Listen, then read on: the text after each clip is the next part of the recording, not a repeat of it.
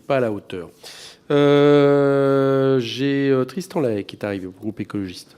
Oui, Monsieur le Président, juste deux remarques rapides, je ne comptais pas intervenir auparavant, mais c'est l'intervention de mon collègue Emmanuel Morel qui m'a invité à peut-être insister sur les deux points qu'il a évoqués. Le premier sur le coût pour l'État et pour la nation de la perte de la TH et de la CVAE. Rappelons-le quand même, on nous a expliqué à l'époque que les collectivités seraient compensées à l'euro près de la perte de cette ressource fiscale.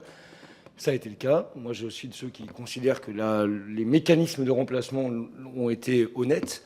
Mais quand aujourd'hui on les appelle, les collectivités, à un effort pour compenser la dette qui s'est accumulée ces dernières années, force est d'observer qu'en fait on les invite à compenser la perte du produit de la TH, qui était un produit qui aujourd'hui coûte au budget de l'État. La deuxième remarque, elle concerne finalement l'autonomie fiscale et financière des collectivités, telle que définie à l'article 72 de la Constitution, qui précise bien qu'une majorité de ressources doit être des ressources des collectivités doit être le fait des ressources propres des collectivités. Et le législateur a reconnu comme une ressource propre des parts d'impôt national qui sont versées aux collectivités.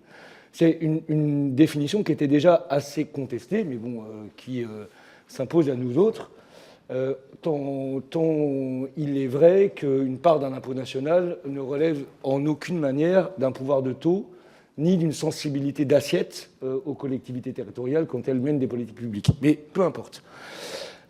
Mais dès lors qu'aujourd'hui, on considère la possibilité de geler le niveau de la TVA à son niveau le plus bas, qu'est-ce qui le distingue d'une dotation? Et est-ce qu'on n'est pas aujourd'hui, en réalité, en train de glisser d'une situation d'autonomie fiscale et financière vers une situation de pilotage par l'État de leur budget, au mépris, en réalité, des équilibres fixés par la Constitution? Est-ce qu'on n'est pas, en réalité, dans des dispositions qui pourraient porter atteinte à l'équilibre constitutionnel voilà, je voulais éventuellement votre avis sur ces questions-là. Merci. Non, c'est une question assez fondamentale que vous posez. C'est vrai que le Conseil constitutionnel a estimé que l'autonomie financière, qui était la seule chose qu'elle prenait en compte, intégrait les impôts transférés, les impôts nationaux transférés, sur lesquels c'est vrai que les collectivités territoriales n'ont pas de marge, n'ont même aucune marge de manœuvre.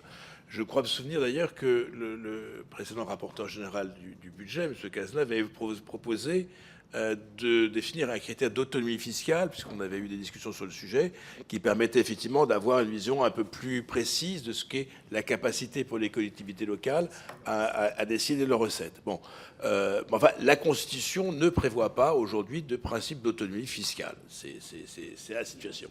Et uniquement l'autonomie financière. Deuxième point sur lequel je voudrais réagir, à partir du moment où plus de 50% des recettes des collectivités locales proviennent de transferts de l'État, que ce soit des impôts partagés ou des dotations transférées, de fait, on ne peut pas considérer que les collectivités locales sont à part de la question du redressement des finances publiques. À l'époque où effectivement elles se finançaient largement ou très largement par leurs impôts locaux, leurs ressources propres, au fond, voilà, il y avait un critère d'autonomie fiscale, financière et fiscale qui fait que, par leurs règles d'équilibre, elles arrivaient à s'en sortir. À partir du moment où plus de 50% de leurs recettes viennent de l'État, sous une forme ou sous une autre, et considérant que les critères de Maastricht, ce n'est pas le déficit de l'État, mais c'est le déficit des administrations publiques qui inclut les collectivités locales, on ne peut pas, de la même manière qu'on l'a fait pour la sécurité sociale. À l'époque où la sécurité sociale ne se finançait que par les cotisations, le problème ne se posait pas les mêmes conditions qu'aujourd'hui, où elle est financée à hauteur de 25%, enfin, à hauteur de 25% des recettes fiscales de l'État, ce qui n'est quand même pas plus la CSG. Donc voilà, on est dans une intégration beaucoup plus forte qui fait qu'on ne peut voir les problèmes de résolution des finances publiques qu'en prenant en compte l'ensemble des composantes des finances publiques. C'est ça la difficulté.